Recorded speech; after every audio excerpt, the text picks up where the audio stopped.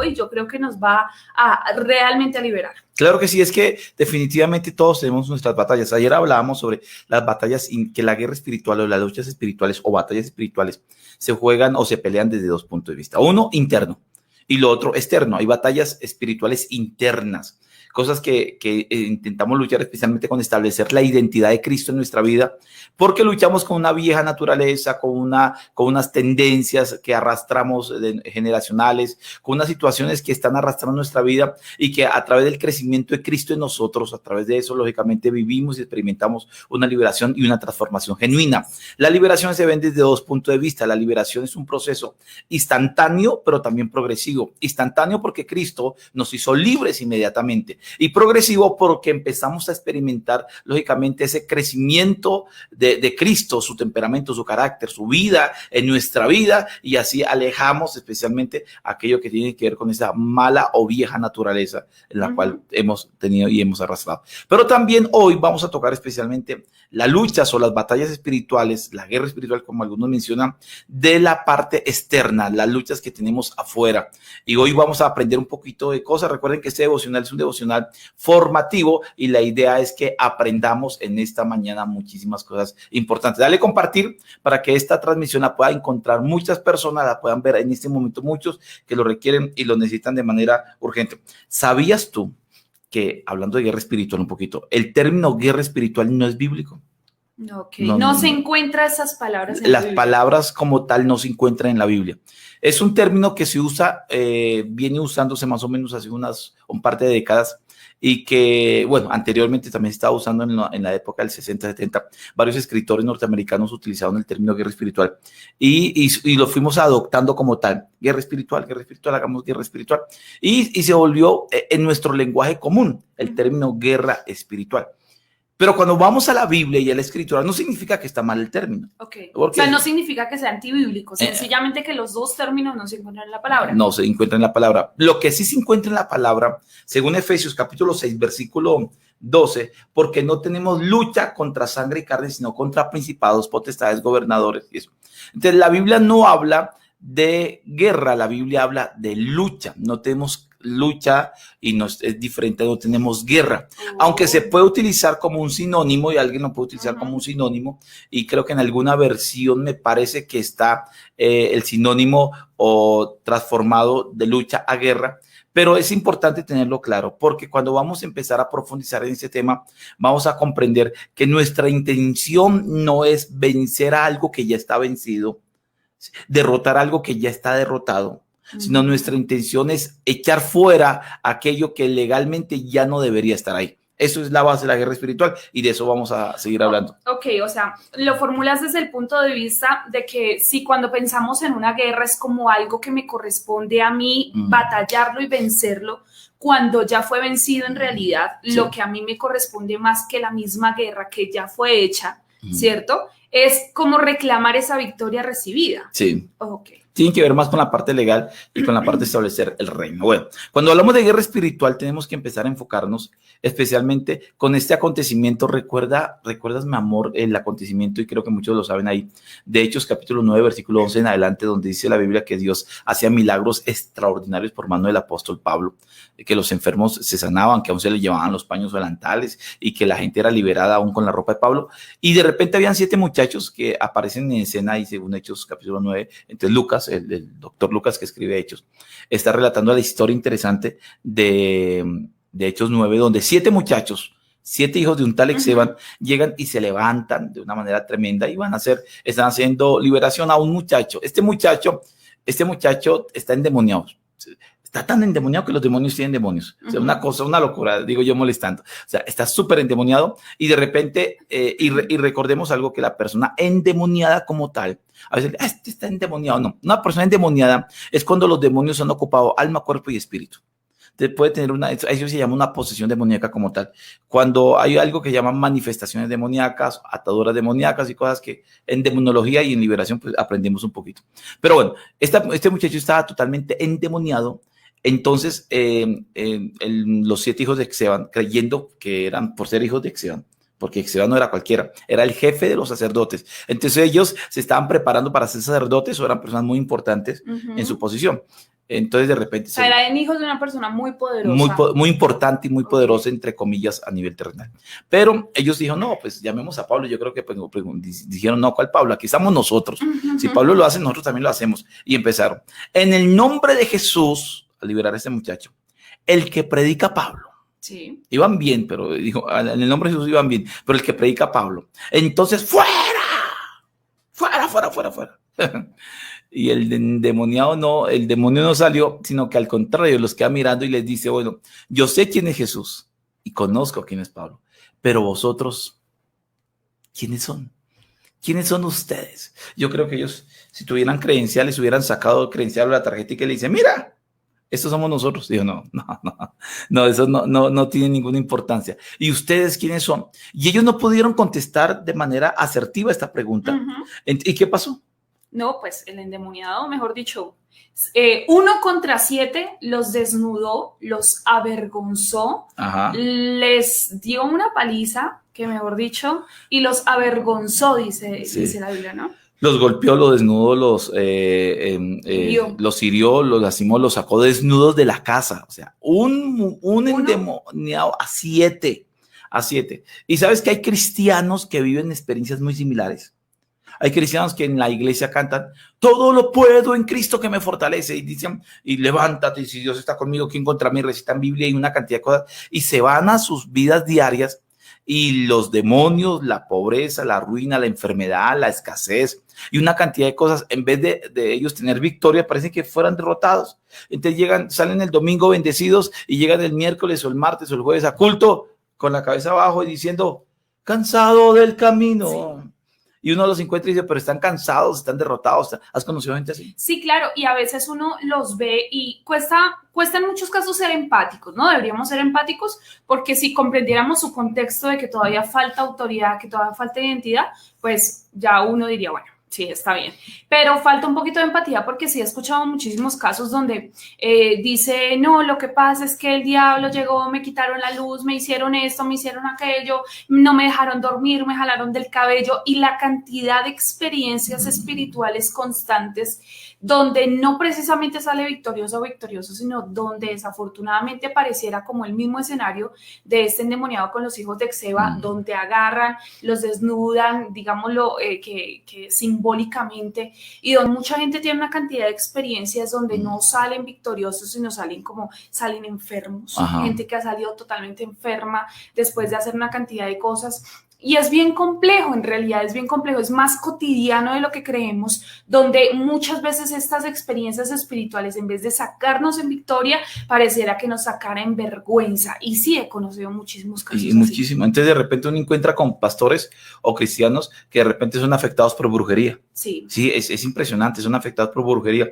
Yo conocí el caso de un pastor que él se estaba alistando para el culto en la mañana. Se estaba listando para el culto y de repente la esposa y los hijos se fueron adelante mientras que él se terminaba de arreglar para llegar a la iglesia, y pasaron las horas y el pastor no llegó. Cuando llegaron a la casa, él estaba sentado conmovido, totalmente conmovido, y estaba sentado. Entonces lo llevaron de urgencias, los médicos no le encuentran nada, le hicieron TAC en el cerebro, toda la situación, y él siguió conmovido. Entonces tocaba ayudarlo a bañar, tocaba esto, él estaba totalmente desaparecido en su ser, físicamente estaba ahí, pero él no podía responder para nada, y él estaba ido. Él duró varios años así. Como inconsciente o algo así. Sí, estaba ahí quieto, ido, y nada, él se fue varios días, y me dice un pastor amigo mío, que entonces él sintió una carga tremenda y dijo, me voy a ir a orar por él, necesito. Todos habían orado por él, era la carga espiritual de muchos pastores alrededor de la ciudad y toda la situación como tal, y de repente él dijo no, y se metió en un ayuno al lado de este pastor, y se metió en un ayuno, y toda una semana, y ayuno, y ora, y guerra espiritual, y toda la situación como tal, y dice que un domingo en la mañana, cuando él estaba ahí al lado del pastor, el pastor se levantó, se fue al baño, y empezó a afeitarse, y de repente reaccionó. El que estaba quieto, y que ya llevaba como unos 3 o 4 años en esa situación. Y empezó a arreglarse, y de repente llegó y volteó y miró y le dijo al pastor, ¿serio? ¿Tú qué haces aquí? Dijo, no, pues yo estoy aquí contigo. Digo, ¿por qué? ¿Y por qué? Digo, porque me estoy alistando para el culto. Digo, no, pero tú sabes qué fecha es. Mírate, y cuando se vio el espejo todo delgado, todo pálido, toda la situación, pero ¿qué pasó con mi vida? Había perdido 4 años, creo que de su vida totales. Entonces de repente se descubre que le habían hecho brujería, le habían practicado ocultismo a él, y lógicamente le afectó tanto la situación. La pregunta es, ¿por qué a un cristiano le puede afectar la brujería? ¿Por qué a un cristiano le puede afectar la hechicería? ¿Por qué si me lanza brujería, por qué cree que me puede afectar? Y me gustaría hacerle esa pregunta a todos los que en ese momento están ahí. ¿Será que la brujería puede afectar a un cristiano? Y si le afecta, ¿por qué razón le afecta? Sí.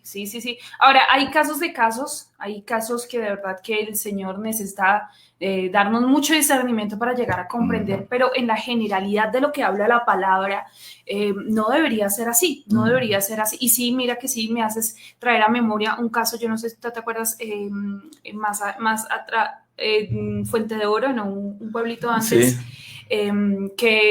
Hubo un hombre que lo llevaron precisamente así, decía la esposa, y decía, no sabemos qué le pasa, él salió a encontrarse con una mujer, sabíamos que tenía una chica, mejor dicho, en una relación extramatrimonial, y la chica no soportó que él quisiera dejarla y le hizo una cantidad de cosas. Resulta que la muchacha era bruja o practicaba brujería, y le hicieron una cantidad de cosas y el tipo enfermó, acabadísimo, no podía ni caminar, no podía hacer absolutamente nada. Y en esa campaña, no sé si tú te logras acordar, que se le hizo liberación a él. Y de verdad que son experiencias que uno tiene que sentarse a evaluar. Y puede que algunos de nosotros no hayamos llegado a tal extremo, pero sí hay ciertas situaciones externas como de que llegan e incomodan la parte espiritual, y como que uno dice, oye, no, o sea, esto no es normal. O sea, una cosa es decir, hace parte de las batallas, llamémoslo así, la batalla del cristiano, y otra muy diferente es que ya eso llegue y se apodere de ciertas cosas en mí y como que gane territorios que no le corresponden al diablo. Entonces la pregunta es, ¿usted cree que un cristiano puede ser afectado por brujería, por hechicería, por ocultismo, por riegos, por etcétera? Y si pasa eso, ¿por qué pasa? Porque realmente lo hemos visto. Hemos visto congregaciones. Yo he tenido la oportunidad de viajar por muchos países, de conocer miles de iglesias sin entrar en la exageración. Y he hablado con muchos creyentes y con muchos cristianos que realmente uno ve evidencias de que han sido afectados por diferentes situaciones espirituales muy, pero muy fuertes. Y de repente uno dice, pero ¿por qué razón pasa esto? ¿Y cuáles serían las razones que sucede la situación? Entonces, lógicamente, esto es una situación que pasa, y hay regiones en el mundo que son más fuertes que en otros lugares. Sí. Por ejemplo, en Colombia, los que son de Colombia, en Colombia hay una región que son los llanos orientales, y ciertos lugares de la costa de Colombia es muy fuerte en ocultismo y en brujería, muy fuerte. Y la gente experimenta cosas muy fuertes. Los llanos orientales y la parte de Venezuela también, donde se practica mucho todo lo que tiene que ver con la brujería de Cuba, que se arrastró a través de este último gobierno. También la adoración y la cantidad de hechicería, la santería, el trabajo con María Leonza, el negro Felipe y el brujo, ese brujo que hay allá también. Entonces, toda esta cantidad de cosas que se mueven. Haití es un territorio de muchísima brujería, y muchos brujos que se quieren especializar, dicen, me quiero volver especializado en brujo y quiero, mejor dicho, llegar a otro nivel, se van a Haití a practicar brujería y a aprender brujería. Utilizan algo que llama proyección astral, se desdoblan, hacen una cantidad de cosas. Bueno, se habla mucho de lo que ellos, entre comillas, pueden lograr y pueden hacer. También en Brasil es un país de muchísima brujería, muchísima santería, muchísimo ocultismo, y se ven muchísimas cosas como esas. Se ven en muchos lugares la brujería y el ocultismo. Bogotá, Colombia, diferentes ciudades de Colombia, lógicamente eso es algo que se ve constantemente, cotidianamente. Los centros de brujería, los centros de ocultismo están llenos. O sea, la gente busca y busca y busca, y se le hacen riegos, y que se le hacen eso y que se hace lo otro, y realmente es una situación que pasa y es real.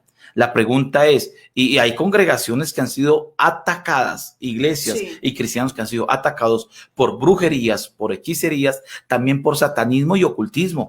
Cuando empezamos a profundizar en el tema de la demonología, conocemos que el satanismo es real, el ocultismo también es real, son diferentes ramas de esta parte de las tinieblas, y que atacan congregaciones completas. Y lo hemos visto cómo vienen esos ataques. Y cuando yo sé que son ataques espirituales, cuando yo entiendo que son ataques espirituales, cuando se sale la normalidad. Cuando se sale de la normalidad, uno puede identificar que estoy recibiendo un ataque espiritual y porque se discierne. Ahora, hablamos de una normalidad bíblica, ¿no? Sí. Porque hay gente que la normalidad para ellos es que los destapan, les jalan los pies, les hacen una cantidad de cosas, ¿no? Pero ya hay como que ciertas normalidades bíblicas, ¿no? Que son batallas, que son luchas constantes con temperamento, carácter. Hay ciertas batallas que vienen por el tema generacional y digamos que son algunas cosas consideradas, llamémoslo así, dentro del plano de la normalidad. Ahora, mira que aquí nos está comentando Sonia Patricia y dice, yo creo que los cristianos no deberían hacernos daño la brujería. O sea, el concepto es, no debería ser. Aprovecho de saludar a todos los que se están conectando en este momento desde diferentes lugares, desde Barranquilla, desde Polonia también allí, a mi amado Miguel Chávez y a toda su bella familia que ya hubo boda, ya pronto habemos bebé. Qué bueno, no, y pronto Miguelito. No, aunque está joven todavía. No, todavía no. Aquí hay unas colombianas que están queriéndose casar con alguien que vive en Polonia. Pero que sea venezolano. Listo. Dice aquí muchas bendiciones. Giovanni, bendiciones. Qué bueno muchas que sea. bendiciones. Aquí dice...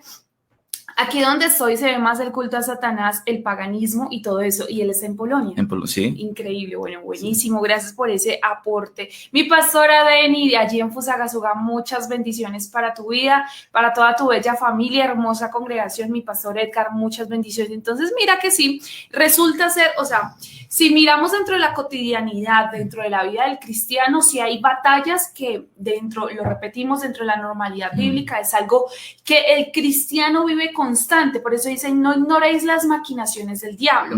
No dicen, no ignores lo que el diablo va a hacer y que te va a hacer daño, sino no ignores las maquinaciones del diablo. Puede planear muchas cosas, pero no significa que todas ellas lleguen a su finalidad o todas ellas se cumplan. ¿De quién depende que esto se cumpla o no? La autoridad que yo le delegue al diablo, que es algo de lo que vamos a hablar más adelante.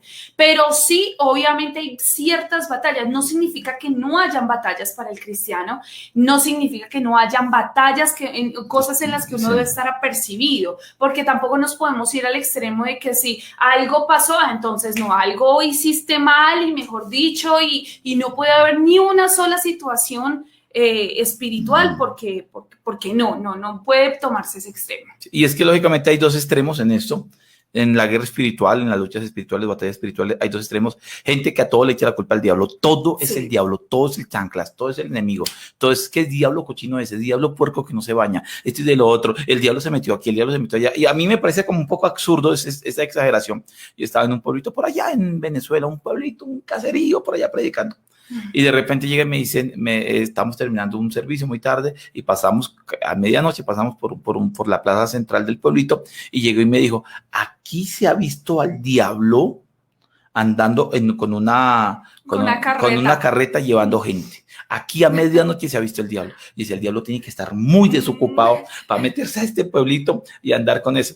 Y me acuerdo, yo, cuando estuvimos predicando en Perú, me escribió un pastor estábamos conduciendo y un pastor está conmigo y me llega y me dice, pastor, ¿a usted el diablo no lo ha llamado? Y yo, ¿el diablo? Que a uno como que no sabe ni qué responder. Y yo le dije, ¿y por qué? Dijo, porque a mí sí me ha llamado. Al teléfono. A mí sí me ha llamado al teléfono, me ha llamado al celular. ¿Y a usted no le ha pasado eso? Dijo, no, yo realmente no le he dado el número al diablo para que me llame. Sí. Entonces uno dice, pero será muy... O sea, se toma de manera jocosa, pero es por aquel hecho de pensar que puede llegar a tener tanto poder el diablo. O sea, llegar a darle tanto poder, no puede ser posible. Sí, entonces, y todos le echan la culpa al diablo, y que el diablo, y que el diablo, y que el diablo. Lógicamente el diablo no es omnipresente, no es omnisciente, no está en toda parte al mismo tiempo. Sino, pero más bien es como una figura que mucha gente lo ve. Hay muchos demonios, pero no significa que sea el diablo, como si lo viéramos de manera literal. Pero bueno, hay gente que se exagera y todo es el diablo, el diablo, el diablo. Y hay gente que va al otro extremo que nada de diablo, o sea, ¿qué diablo? Y el diablo está vencido, ¿ya para qué? Y ignora todas las maquinaciones, ignora toda esta vez cuando el apóstol Pablo habla de que hay una batalla contra principados, potestades, gobernadores y jueces. O sea, sí habla de una batalla, sí habla que hay una lucha y sí habla de que lógicamente tenemos que estar muy pendientes de esa situación. Dice aquí mi pastora Deni, gracias mis pastores, los bendecimos de gran manera cada enseñanza porque aún el pueblo de Dios ignora las maquinaciones del enemigo. Es correcto. O sea, esa ignorancia, esa falta de conocimiento lleva a que mucha gente sí definitivamente haya perdido batallas y no esté en victoria porque ha ignorado Sí. ¿Cuál es la trascendencia espiritual de lo que está viviendo? Aunque no todo tiene que decirse es porque, mejor dicho, como lo hablábamos ayer, que en cierta oportunidad decía alguien, no, acomodaste una silla mal, entonces eso es el diablo. Hiciste esto, es el diablo. Entonces, aquí es bastante interesante. Dice, no sé cómo describir esto, pero no deberíamos estar con brujería. Es correcto, muy bien, te comprendemos la idea. Yo creo que puede afectarnos cuando tenemos alguna puerta abierta en nuestras vidas. Muy bien, Miguelito. Dice, también por practicar pecado, eso es darle oportunidad a Satanás para ser atacado. Excelente, excelente. Y lógicamente las batallas espirituales existen, pero mira una parte. Les comento una historia, no, mi experiencia. Cuando yo comienzo la parte misionera, cuando yo comienzo la parte misionera, teniendo yo muy joven, tenía 13 años, 14 años, y fui mandado a hacer una obra misionera en un lugar de muchísima brujería aquí en Colombia, que son los Llanos Orientales, es muy profundamente, Vista Hermosa para allá, si alguien conoce. Y estuve predicando en esa zona, siendo muy joven, teníamos una obra en nuestra misión y estaba ayudando a desarrollar y a fundar una iglesia allá.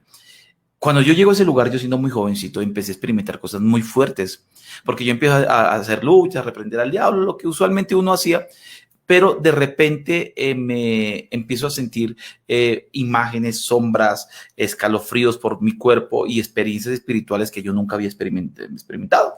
De repente una noche yo estoy durmiendo y me agarran del cabello y me hacen así, pum, y yo abro los ojos y no veo a nadie. Y en mi habitación no hay nadie, todo estaba cerrado. Y me hacen así y aparezco aruñado y aparezco golpeado y empiezo a tener experiencias muy fuertes en eso. Y hay gente que se empieza a endemoniar y duramos hasta 3 días liberando personas con una cantidad de demonios muy fuerte. Yo nunca había visto gente vomitando animales y los vi vomitando animales literalmente en esas liberaciones y experimenté cosas muy fuertes. El problema fue que desde ese momento hasta cierto instante de mi vida experimentaba y me volví como muy sensible a lo espiritual al punto de que siempre andaba con batallas, no dormía bien, yo reprendía y la brujería me quitaba literalmente el sueño, sentía cosas, experimentaba una cantidad de cosas que para mi concepto personal era como, uy, yo soy tremendo peleador, tremendo, porque yo alboroto la obra del diablo, yo alboroto la situación, y yo siendo muy joven me creía muy alborotador. Era alborotando a ti, y el detalle era que me estaban afectando muchísimo. Y siempre me ha encantado la liberación, siempre me ha gustado eso. Entonces yo llegaba a un pueblito y predicaba y yo detectaba donde había brujería y me le iba detrás de, no hombre, eso ahora, pero eso se venían en contra mía también, me afectaban muchísimo. Y yo viví esto, hasta que yo comprendí y entendí la palabra. Cuando yo empiezo a entender la palabra, yo empiezo a ver a Jesús que nunca fue afectado por el ocultismo, ni por la brujería, ni por la hechicería. O sea, nunca veo a Jesús, es que no pude dormir porque el diablo me quiso afectar. Y yo nunca vi eso en el Señor. Al contrario, yo vi a Jesús echando fuera demonios con una sola palabra. No demoraba 3 días, no demoraba una semana, no demoraba, sino decía fuera y ya se iba los demonios. Y veo a los discípulos posteriormente haciendo liberaciones con una sola palabra, una cosa así impresionante. Y yo digo, bueno, yo quiero ser así, yo necesito ser como Jesús fue, yo necesito caminar como caminaron los discípulos, teniendo esa libertad de poder expresar y trabajar en esa área. Y luego poco a poco me voy dando cuenta que el problema que yo tenía es que me faltaba muchísima identidad. No tenía identidad. Cuando uno no tiene identidad, le falta autoridad. Entonces, yo quería echar fuera demonios y yo quería reprender y yo quería desborotar, pero la pregunta que le hicieron el endemoniado a los 7 hijos de Exeo es la misma pregunta que hoy en día se hace. ¿Y ustedes quiénes son? Y sin entender lo que yo soy, no puedo echar fuera la brujería, la hechicería, sino que me va a afectar. Porque yo no entiendo lo que yo soy. Y yo tengo que entender lo que yo soy, no en mi propia inteligencia, ni mi propio conocimiento, sino lo que yo soy en Cristo Jesús. Y lo que yo soy en Cristo Jesús es mucho más poderoso de lo que me puedan mandar. Entonces, de repente yo empiezo a caminar en esa autoridad y yo me paro una noche y yo le digo, nunca más a mí la brujería o la hechicería me va a quitar el sueño. Nunca más. Yo era soltero y era muchacho y mi mamá, yo llegaba, mi mamá me ayudaba a lavar la ropa, entonces encontraba en la ropa que me mandaban, me colocaban brujería, me colocaban cosas, bueno, yo les cuento una cantidad de experiencias que intentaron hacer contra mi vida, y yo tenía accidentes y me iba muy mal en los viajes y sufrí una cantidad de cosas. Un día me paré y yo, no más. ¿Una vez fue un hueso? Sí, una vez yo tenía una molestia aquí, de repente me hago un lavado del oído y me sacan un hueso un hueso me lo sacan del oído. El médico que me saca eso queda totalmente sorprendido, dice, pero usted, ¿cómo se le metió eso ahí? Y lógicamente yo estaba en muchos territorios de muy fuertes aquí.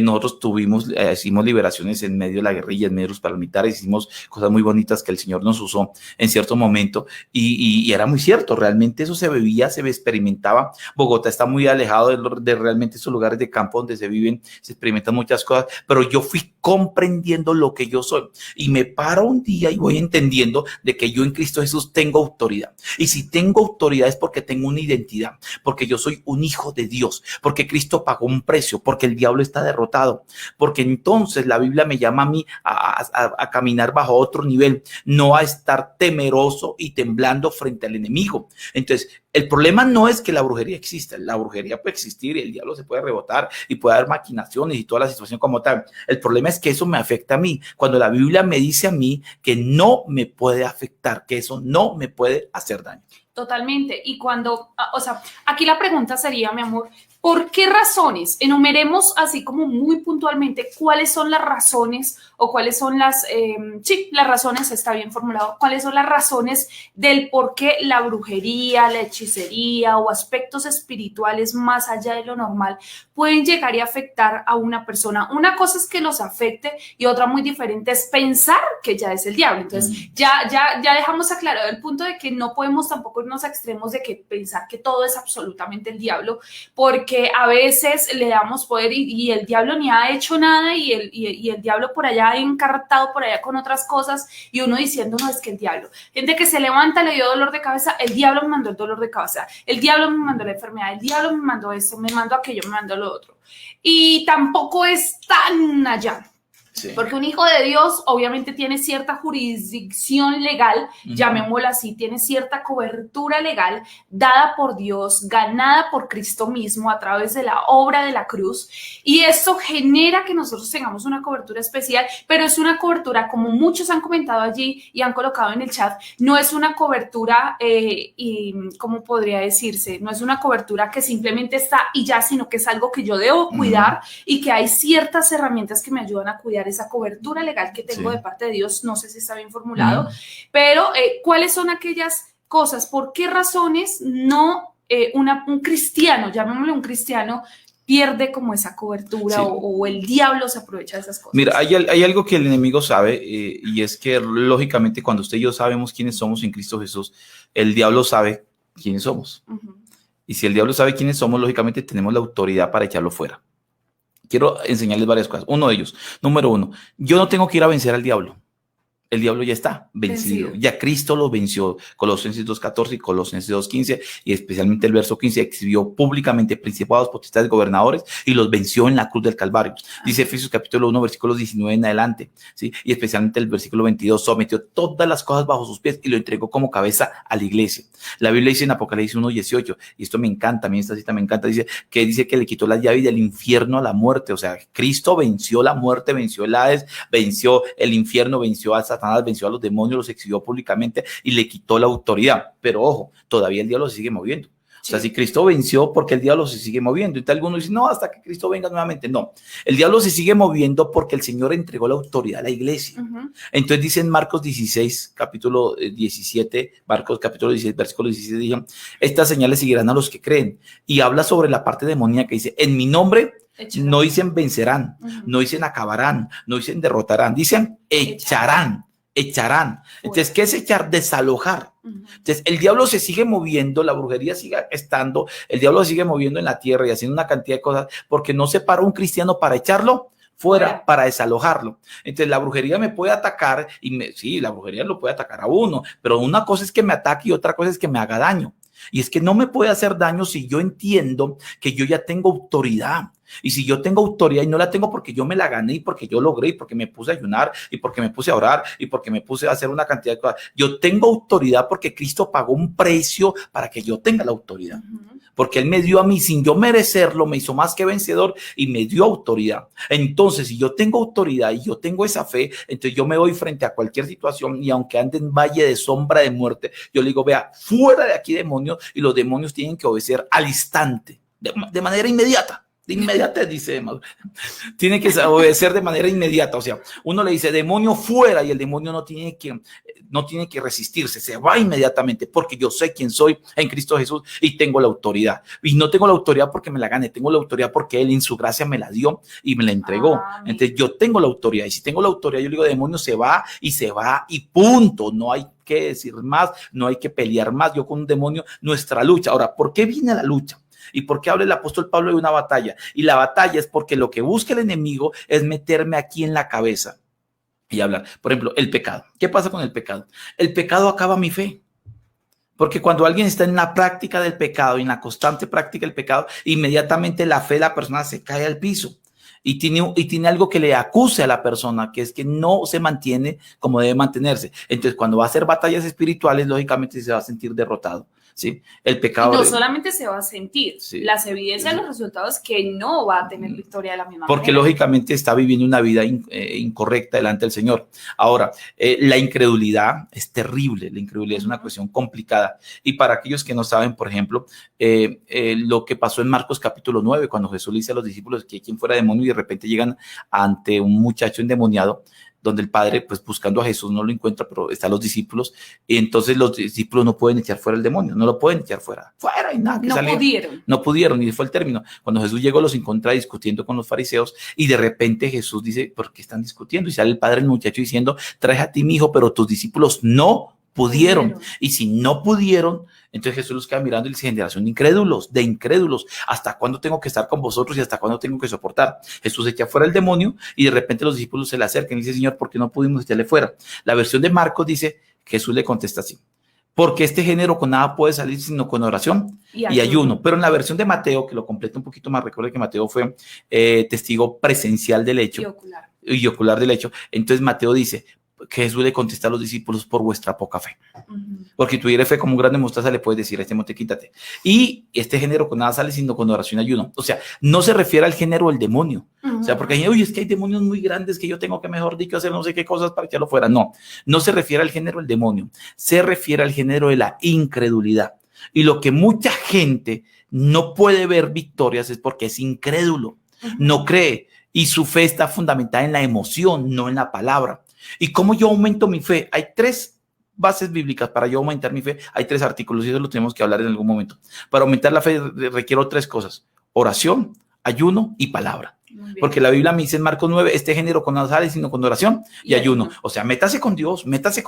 Pero también dice que la fe viene ¿por qué? Por el oír y el oír la palabra. Entonces, si yo combino oración, ayuno y palabra, mi fe se aumenta. Si mi fe se aumenta, mi autoridad se aumenta, mi identidad se aumenta. Entonces, cuando yo le digo a un demonio fuera, el demonio sale pitado, decimos aquí en Bogotá, sale corriendo y no lo aguanta porque nosotros tenemos una autoridad no fundamentada en mi emoción, fundamentada en la palabra. En la palabra, y falta muchísimo. Desafortunadamente, esas han sido las razones más fuertes del por qué hay ciertas batallas que no se han ganado, hay ciertas batallas con las familias, batallas en el matrimonio, batallas personales, batallas en el plano moral también, que no se han logrado ganar porque nos ha hecho falta muchísima palabra, oración, ayuno, porque no reconocemos la autoridad que tenemos, porque creemos que el diablo es más grande que nosotros, que porque el diablo es diablo, entonces es el diablo y puede hacer más que nosotros, y en realidad nosotros tenemos una posición ganada a través de Cristo,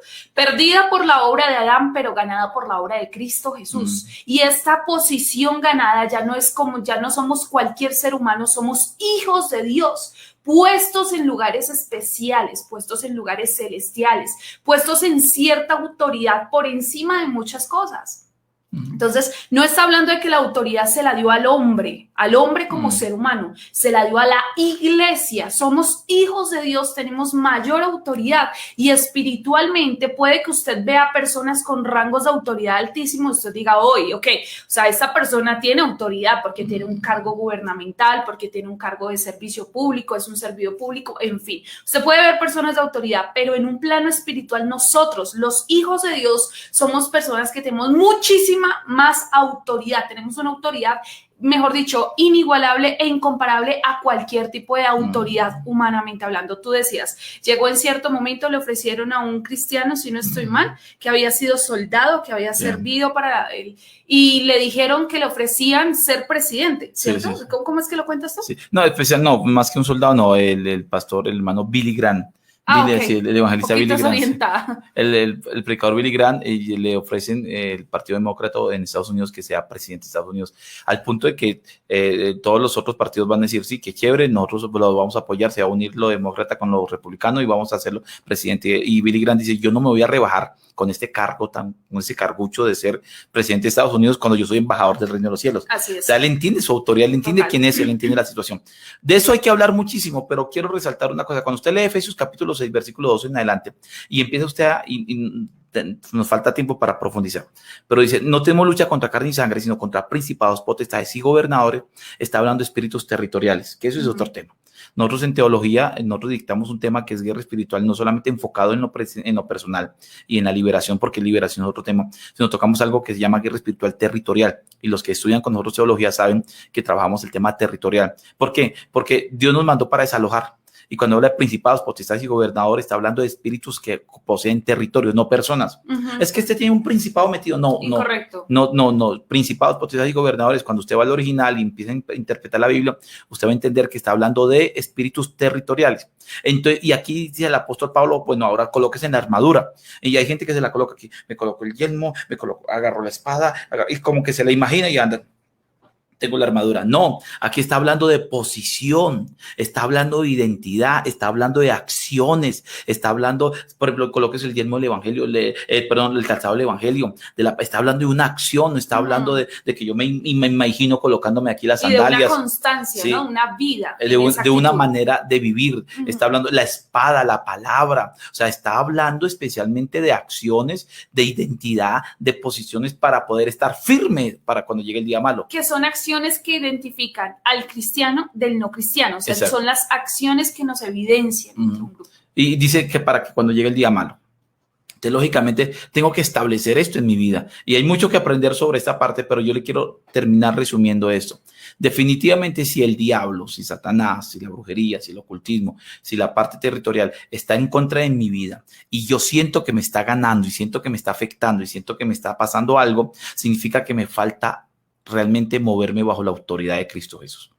Pero esa autoridad no la gano simplemente diciendo ya tengo autoridad. Esa la gano bajo mi identidad, bajo lo que yo entiendo, lo que yo soy en Cristo Jesús. Y esa identidad la obtengo bajo la revelación de la palabra. Por eso, como nunca antes, usted y yo debemos estudiar la palabra con respecto a esto. Al diablo yo no lo tengo que vencer, al diablo yo lo tengo que echar fuera. O sea, ¿yo para qué voy a vencer algo que ya está vencido? Mi batalla no es para vencer al diablo, mi batalla es para que yo entienda lo que yo soy en Cristo Jesús. Mi batalla es para que Cristo crezca en mi vida. Mi batalla es para yo derrotar la obra de la carne, de incredulidad, de temores, de miedos. Esa es la batalla. Eso que me ataca a mi mente, esa es la batalla para yo poder levantarme en Cristo Jesús y decirle al chancla, no importa que sea el mismo diablo que iba al frente de mi casa, y decirle simplemente fuera y el diablo se va a ir y punto. Así tiene que ser. Amén. Hay mucho que aprender del tema, mi amor. Demasiado, de pero ya seguimos por cuestiones de tiempo necesitaremos yo no sé cuántas versiones de batallas espirituales, es decir, ya hoy vamos con la segunda parte, ahí vamos a estarles comentando si llegaremos con una tercera parte o en qué temas precisamente que salen de este tema vamos a estar conversando, pero yo creo que es muy importante, muy importante. La invitación es la siguiente: discierna si lo que está viviendo es una batalla espiritual traída o enviada por el diablo, que usted dice, sí, efectivamente fue corroborado, confirmado, el Señor me mostró, estoy teniendo luz referente a eso, porque sí, definitivamente esto es una batalla espiritual y que ya sabes que debemos ganar a través de la oración, palabra, ayuno, pero la identidad que tienes en Cristo Jesús, que no eres cualquier persona. Si tú puedes responder a esta pregunta, ¿quién eres?, eso mismo te va a dar la luz de lo que significa la identidad en Cristo Jesús. Pero discierne Mi recomendación es discierne, porque muy seguramente le estamos echando la culpa al diablo de algo que ha sido más bien consecuencia de nuestras propias decisiones, y obviamente el diablo va a aprovechar cualquier oportunidad, pero disciérnelo, porque pueden ser más bien consecuencias de decisiones tomadas, de decisiones no tomadas, de acciones incorrectas, o consecuencia muchas veces que estamos haciendo las cosas mal a nivel moral, a nivel espiritual, que no estamos haciendo bien las cosas, que no estamos muy sujetos a la palabra. Por eso es muy importante que logremos discernir, y si tú te das cuenta y dices, hey, oye, no, o sea, yo echándole la culpa al diablo, pero en realidad esto es como, por ejemplo, lo coloco aquí nomás, ya para finalizar, el matrimonio. Hay gente que le echa la culpa al diablo por lo que está pasando en el matrimonio. No, es que mi esposo grita, mi esposa grita, es que nos tratamos mal, es que esto, aquello, lo otro. Y le están echando la culpa al diablo, y el diablo se nos metió en el matrimonio, cuando nunca hubo respeto, nunca hubo palabras de validación, nunca hubo tiempo de calidad, nunca se sentaron a evaluar y hacer crecer ese amor, sino que le dejaron todo a Dios, como que Dios tenía la responsabilidad de mantenerlos enamorados, sí. Y ahora la culpa de que no salga bien se la están echando al diablo. Entonces son pobres víctimas de la sociedad y pobres víctimas del diablo. Y no podemos permitirnos tomar esa posición, porque nosotros tenemos autoridad y somos responsables de lo que hacemos. Totalmente. Así que si hay algo que hoy debes discernir y decir, hey, yo pensaba que esto era una lucha que el diablo me estaba colocando, pero en realidad es consecuencia de una decisión mal tomada, entonces evalúalo, toma decisiones, empieza a generar cambios, pero también no le des lugar al diablo, porque por malas decisiones es cuando le damos lugar al diablo. Totalmente. Yo soy lo que la palabra dice que soy, y puedo hacer lo que la Biblia dice que puedo hacer. Eso lo dice Giovanni.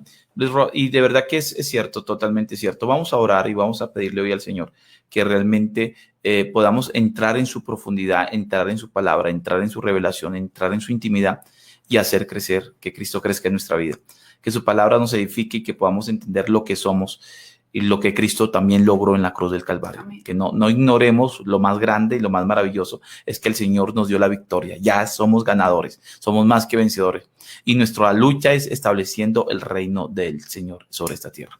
Señor, te damos muchísimas gracias. Bendigo a cada persona que hoy está ahí conectada, a cada persona, Señor, que está ahí teniendo algún tipo de batallas externas, pero entendiendo, Señor, de que hoy ha sido, Señor, revelado en su vida y en su interior lo que es.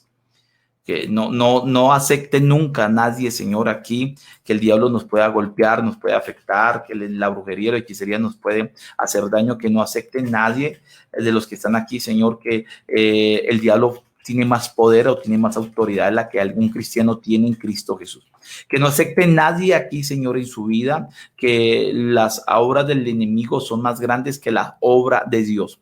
Que nadie aquí maximice la obra del diablo colocando la obra de Dios por debajo, que el temor, el miedo de muchos aquí desaparezca y que ellos enfrenten, Señor, la realidad de lo que son, y así la fe se aumente para que puedan establecer el reino del Señor y para que puedan echar fuera todo lo que está afectando la vida de ellos. Hoy creo, Señor, que hay libertad. Hoy creo que hay libertad en muchas personas, en sus vidas, en sus negocios, en sus trabajos, en sus familias. Lo creo en el nombre de Jesús y camino sobre esa fe, caminando, creyendo de que todo es posible y que todo esto nos llegará, Señor, a un nivel de altura y que tú creces en nuestra vida. Bendigo la vida de cada persona hoy, de todos mis pastores, amigos y hermanos, estudiantes de Reins también, que están en diferentes lugares de Latinoamérica. Los bendigo de una manera muy especial y creo, Señor, que el día de hoy les va a ir muy bien. Les va a ir muy bien. Yo doy esa bendición sobre ellos porque también nos das palabras para bendecir, y bendigo la vida de muchos aquí y creo, Señor, que algo bueno va a suceder el día de hoy. En el nombre de Jesús sé que es así. Amén y amén.